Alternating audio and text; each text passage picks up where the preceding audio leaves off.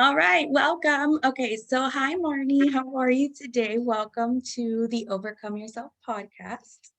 Hi, Nicole. I am so excited to be here. Thank you for having me. I'm so excited to have you here. So tell us a little bit about you and your business and all the amazing things you do for your clients.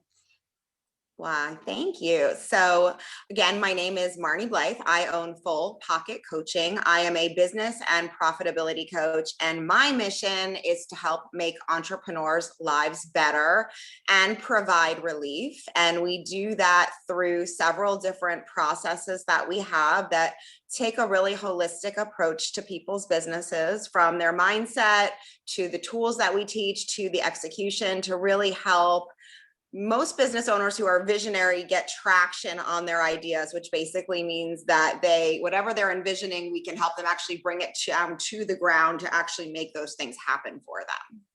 I love that because I am that visionary entrepreneur. So I have a little bit of a harder time with the day-to-day dealings. So I absolutely love that you help people like me to really get things done. That And is exactly it. Yes, so. love it. So was there ever a time in your business, Marni, when you had to overcome yourself to succeed at something? Oh, girl, that's been the story of my life. So I come from a long line of entrepreneurs. So my great grandfather, my grandfather, my father. So serial entrepreneurship. So I started my first company at the age of 18 when I lived in New York City. I went to NYU, and I concurrently started a networking business for professionals in their 20s, 30s, and 40s, throwing parties at the hottest clubs in New York City. And I think like it all started then, of having to get over myself, because I was only 18 years old, and here I was. I think I really struggled with the feelings of not enough. I think that was definitely something like when I was first starting out. And that's something that I find so many entrepreneurs struggle with is, am I enough? Right? Like that is one of the root beliefs that I had to overcome from a very young girl. Yes, you're saying yes, Guilty, exactly. Right. I'm guilty. not enough. Right. So definitely that. And then, getting over putting myself out there, when I was in my, because I worked, so I always had side hustles, like, and I worked corporately up until I left corporate America completely, because I had been sort of working in corporate from the age of 18. And I started really endeavoring into doing my own thing solely like around 25 to 29. I'm now 41. And there was always like, I dealt with a lot of fear as well. When I opened my holistic health and fitness center, I opened an 8,000 square foot holistic health and fitness center here in Holly Springs with my ex-husband. We had it for 6 years and we sold it. And I had to really, really work hard to get over the fear in the beginning of that. Was I going to make it? And was I going to be able to pay my staff and pay myself? And I had so much fear again around, am I enough?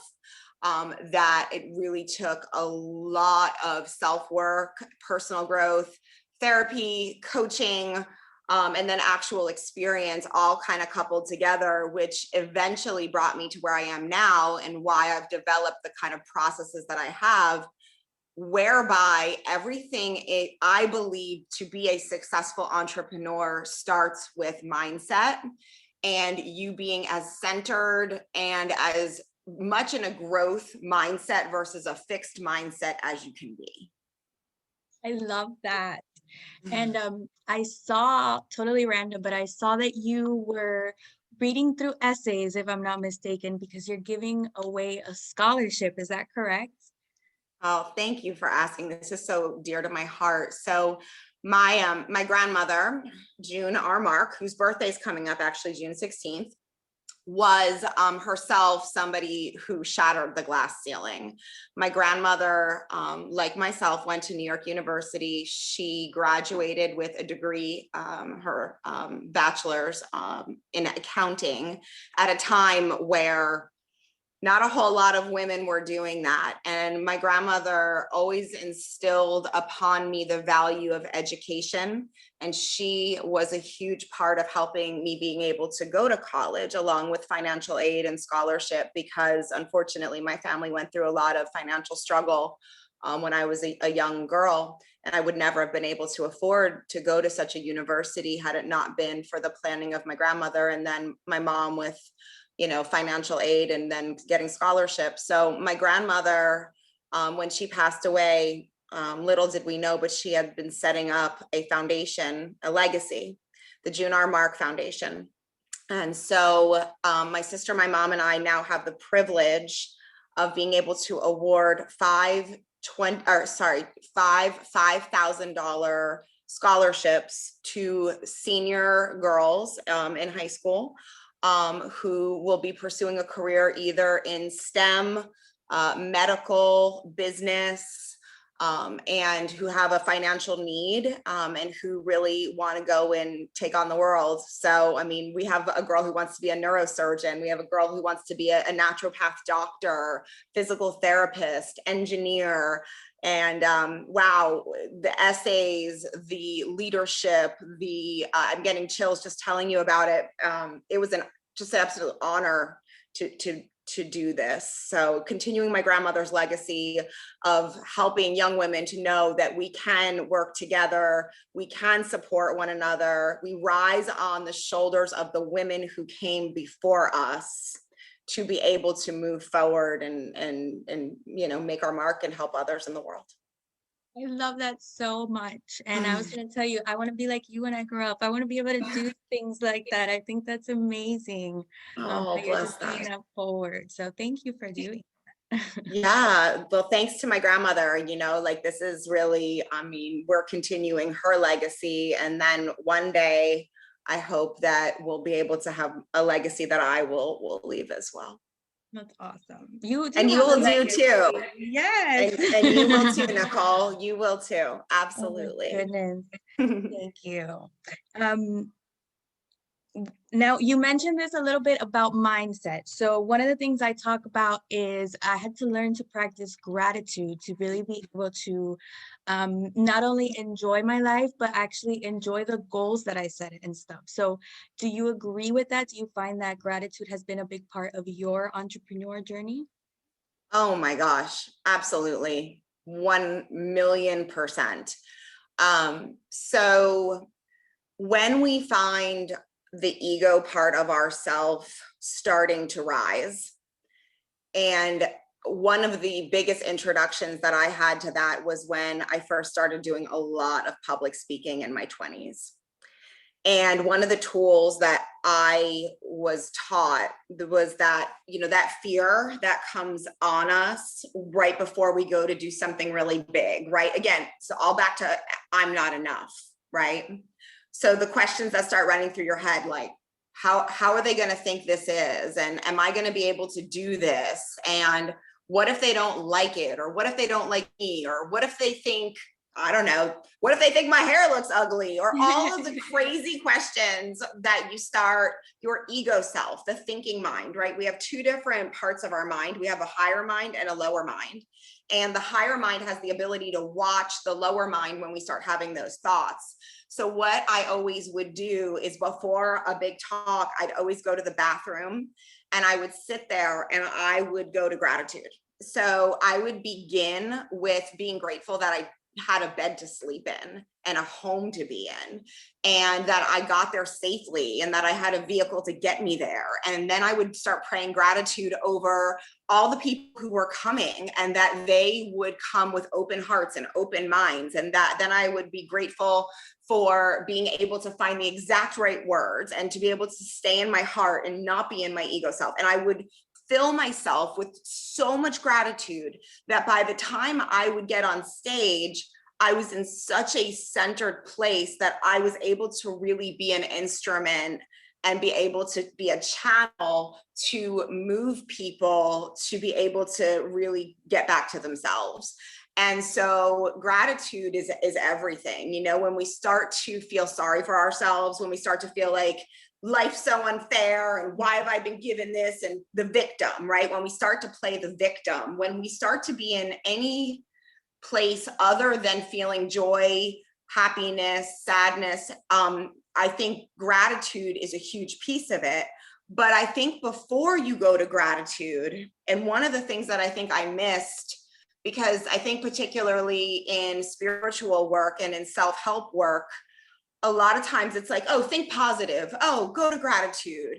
But I think a lot of times we miss something, and I missed this for a long time, and that's feeling your feelings and allowing yourself to be uncomfortable. Because if you do not do the work of allowing yourself to feel and understand what the belief is behind the feeling, any amount of gratitude will never work, because you have not gotten to the root cause of what is creating this empowerment. And it always comes down to our beliefs. What do you believe about it? What is the program, whether it's conscious or unconscious, that was inserted into your hard drive, your brain, at some point in your life that is creating the dis-ease? So gratitude is an incredible tool, but like I said, without really allowing yourself first to feel that feeling and go into it and address that root, that's a big, big, huge piece of this. Does that make sense? Yes, absolutely. Yes. Yes. Okay, then is there something that you once considered a weakness? Speaking about gratitude, learning to appreciate something that was a weakness that you were able to turn into your superpower. Yes, absolutely. So now remember, I'm 41. So when I grew up, I watched movies like Working Girl with Melanie Griffith. And so my idea about success as a young woman involved me being a bitch.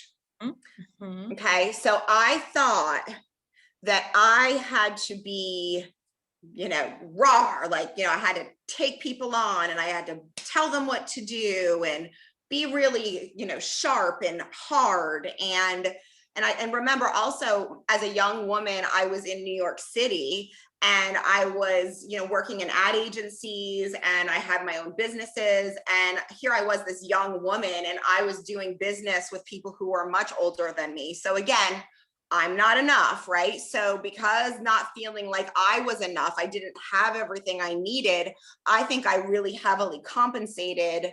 And I think that it was sort of, I would say it was a weakness, in that I don't think that I was being authentic to myself. And I don't think that I was connecting with people in a way that felt authentic, because I felt that I had to be somebody that I wasn't in order to be in the arena I was in. And so over the years and over time, I think, over living in North Carolina, and all the self-help things that I've done over the last 11 years, I think I've really learned that you get so much further in life with kindness, and that you don't have to come across in any other way other than who you are, right? Like, and that being gentle and kind, that doesn't mean being weak, but there's a way in which you can move people that doesn't have to be by strong arming. It's about how to have conversation, even if there's conflict, but to be able to discuss.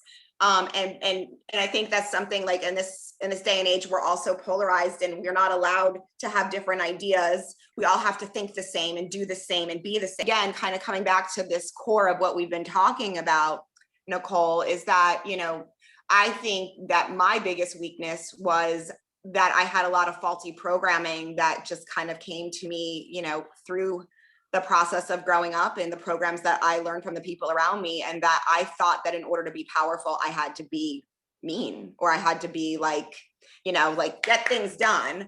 And then I think I started to really learn over time that my superpower is really just being grounded in my authenticity of who I am and speaking my truth and staying resolute in my truth, regardless of who comes at me, whether it's my parents, whether it's, an authority, somebody, like just staying true to who you are despite who's around you. And that's a big, big, big challenge. That's not easy work. And it takes a lot of soul work in order to get to that place. That's amazing. Well, thank you for sharing that, Marni. I've got one last question. And it is, what advice do you have, now that we've talked about all of this other stuff, for up and coming entrepreneurs like me, where I am not where I was, but I'm not where I want to be yet? Yeah, so a couple things. One is continue to work on your mindset, continue to work on you and your personal growth, because if you have a growth mindset or a fixed mindset means you were born with what you were born with and nothing can change. Whereas a growth mindset says, there may be obstacles, but I'm going to figure out how I get around them. And so that's the first thing, is you have to be as much of the time in a growth mindset to be an entrepreneur. That's one. Two is you really have to learn how to work on your business and not always in your business. Really, really critical, because the people who just work in the business and they don't work on the business, you'll never get ahead.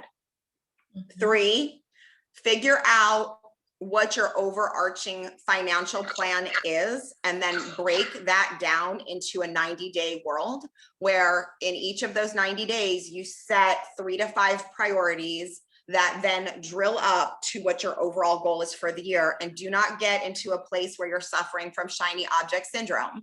Shiny object syndrome says that you are going to lose focus every single time and be off to the races into something else. So set what you're going to do and keep yourself accountable and work on your business every single week. Next, I've lost what count I'm on, but next is do the work to really set the foundation for your company. Physically write them down, and I put them everywhere. Make that be how you hire people, how you make every single decision. You make your decisions in your personal life based upon your core values. You should be doing the same thing in your business. The same thing is figure out what your core focus is, and that way it helps kind of be your guidepost and that lighthouse for you at all given times.